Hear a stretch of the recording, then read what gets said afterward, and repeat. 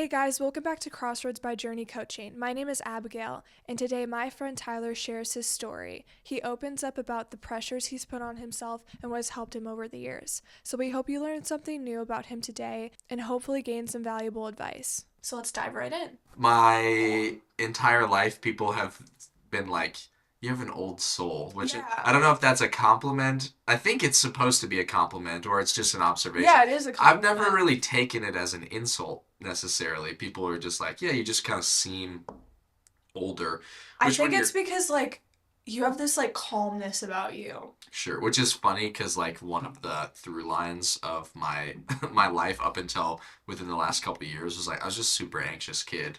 Put a lot of pressure on myself as a kid, like to perform well and to succeed. And like I remember in second grade, our teacher on April Fool's Day gave us like a high school level algebra test.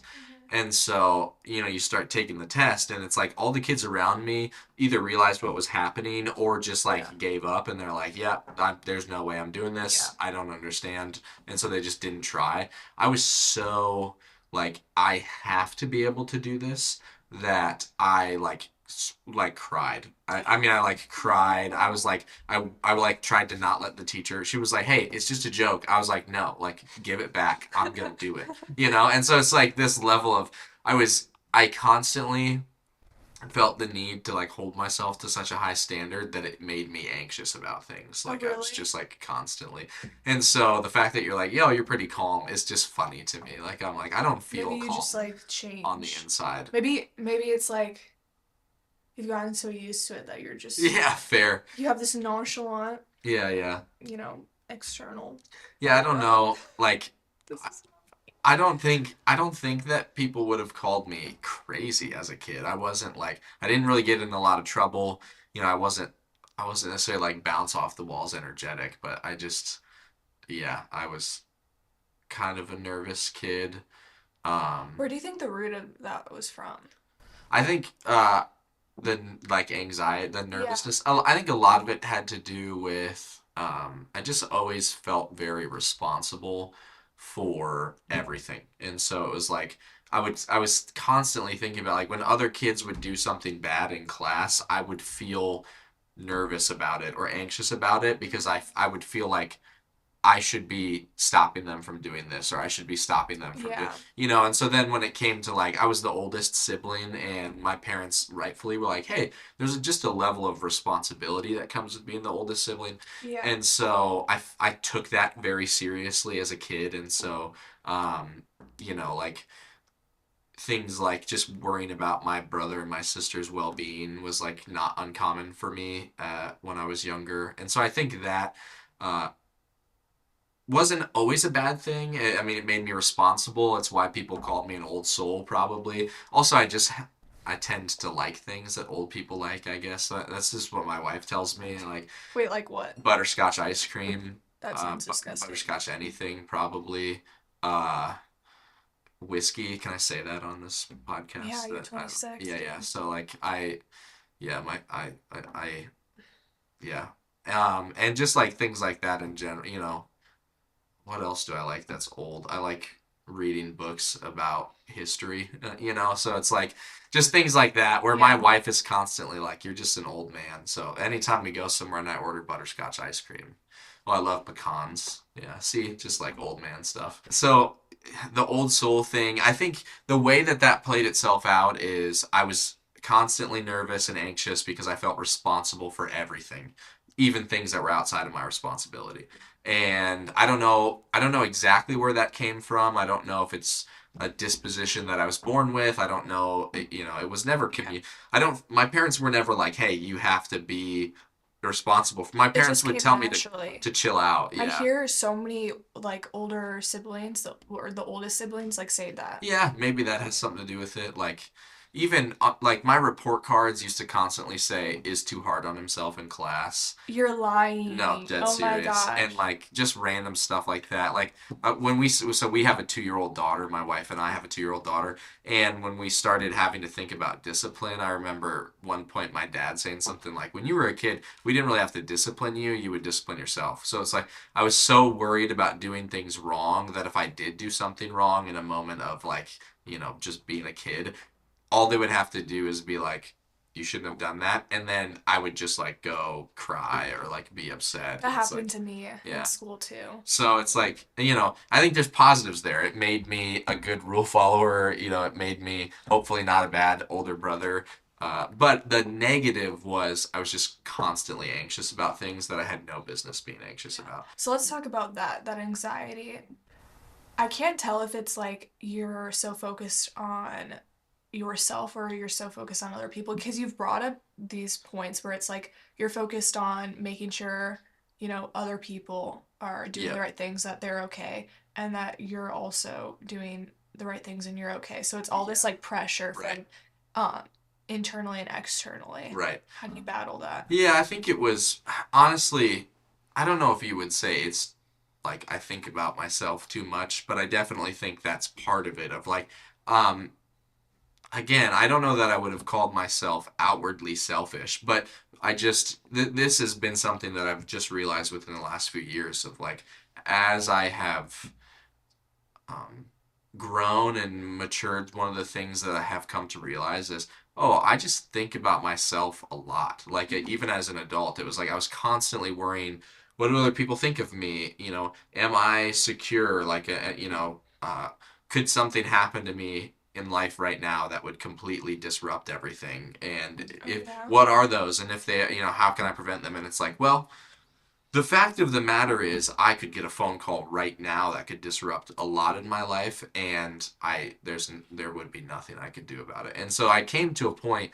I think a lot of it had to do this, is like fast forwarding a long time, but a lot of it had to do with um, when we had our daughter. It was like there was this recognition of, man, I am at least at my level of thought, maybe not in the way that I acted, because I had parents who raised me with good, they told me to care about other people and, hold the door for people and go out of your way to help others. And so outwardly, maybe not as much as inwardly, but I think inwardly I just came to realize like, oh, I'm selfish.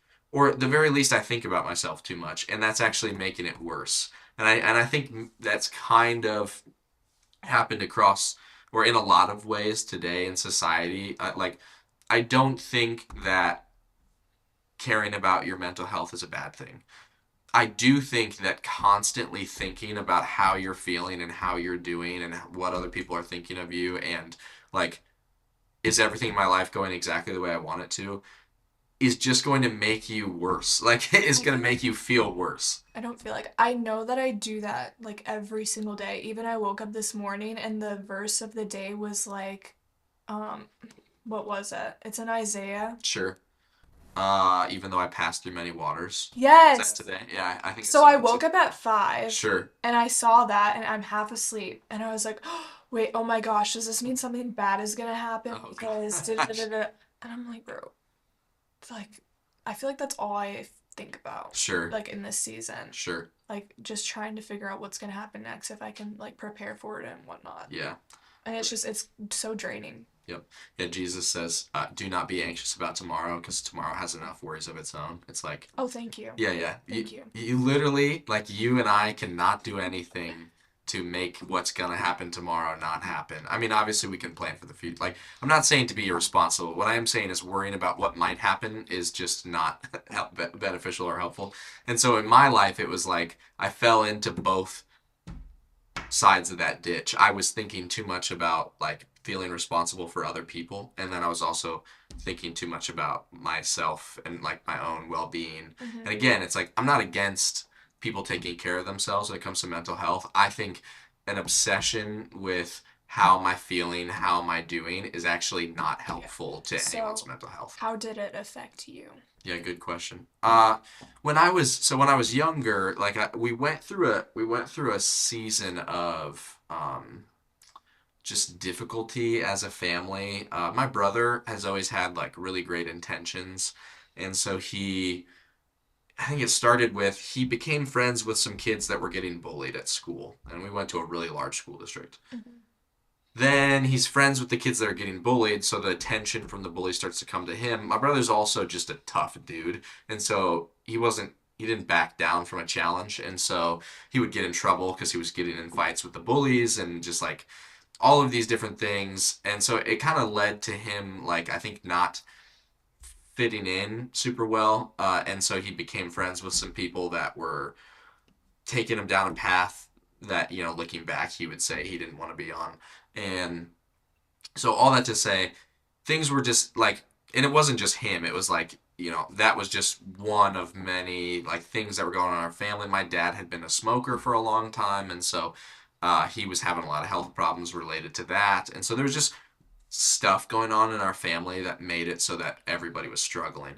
And because of that, I struggled a ton because I felt like I had to hold things together. Like the conflict between my brother and my parents, the conflict between my brother and myself and my sister, my dad's health, and like, having to.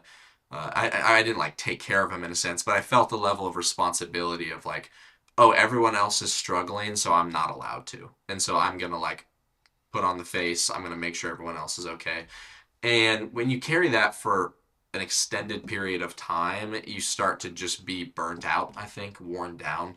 And so I kind of reached a tipping point, like by the grace of God, I had some friends who had been inviting me to church, and I grew up in a house where it's like we just didn't really believe. I had been to maybe two church services my entire life, Mhm. with some friends, some neighbors, and I even was kind of mean about it. Like I was like, oh, I believe in science, and so I science and faith to me were not compatible things in my 14-year-old brain, and so I was like, I was like, no, I'm not going to church with you. That's dumb. I think that's silly that you believe that. Like I wasn't even nice about it, but they were willing to be patient with me, and so they would just invite me almost every week for that entire year. They were just like, hey, the offer's still standing if you ever want to come with us to youth group. And so finally, towards the end of my eighth grade year, like summer between middle school and high school, I was like, I just kind of wanted to be out of the house. Like I wanted to be away from home. And truthfully, my 18-year-old or my 14-year-old brain, my eighth grade brain, it was like,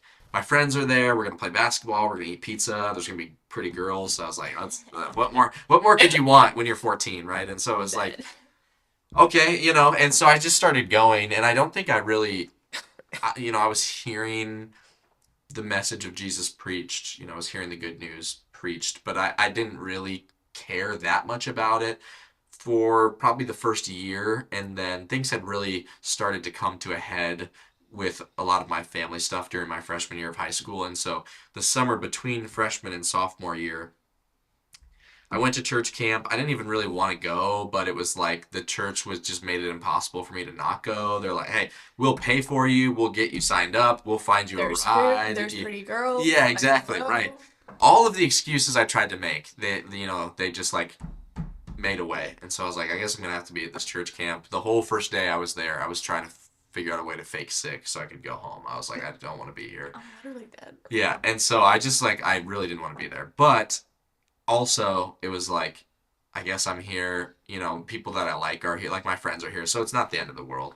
And so I'm sitting there that first night and just again hearing the gospel message preached, which I had heard a number of times before that, but that day, it was like uh I would say like God's spirit was working in me and that like I just actually believed. Like and a lot of it had to do with you are trying to carry the burdens of the world and of your own imperfection, or I would use the word sin. It was like I was trying to make myself good in the eyes of others and to some degree in the eyes of God, even though I wasn't sure if I believed in God, by being responsible and being like taking care of everyone else and taking care of myself.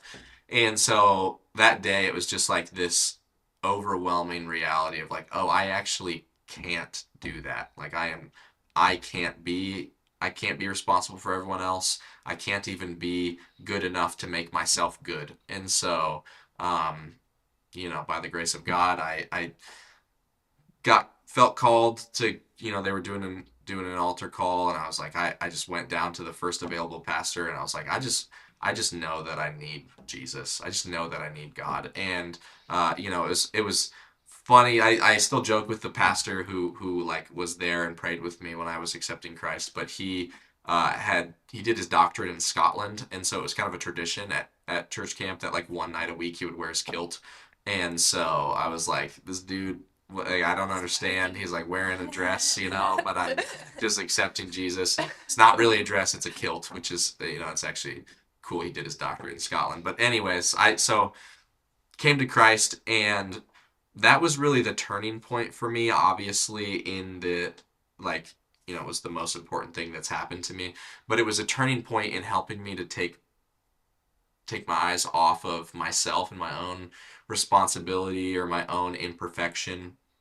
Not that I don't have responsibility, not that I'm not, called to live in a way that is good and brings God glory, but that I no longer felt the need to, um, Overcompensate. yeah, right, overcompensate, be in charge of everyone and everything, or like, um, it was like I felt like if I could control everything around me, then I would feel safe and I would feel secure and I wouldn't have to feel anxious. And then I started believing in the God who, says, "Come to me, you who are weary and burdened, and I'll give you rest." And so I like started finding my hope and my rest and my sense of security not in myself any longer, in my own ability to be good enough or responsible enough, but in Jesus and who he is and what he's done. And so that really, I mean, that is the turning point for me. Like that's the and it's not that I never struggled with anxiety again, but it was that was the real like turning point away from feeling like I had to be in control of everything. Well, Tyler, thank you so much for joining us today. Yeah. And thank you for sharing your story, and hopefully that it can impact the audience. At Journey, we really desire for people to be in community, one on ones, groups, whatnot. So we urge you to go out and find someone to share your story with and to listen to their story as well. For some resources to help you with that, visit journeycoaching.org.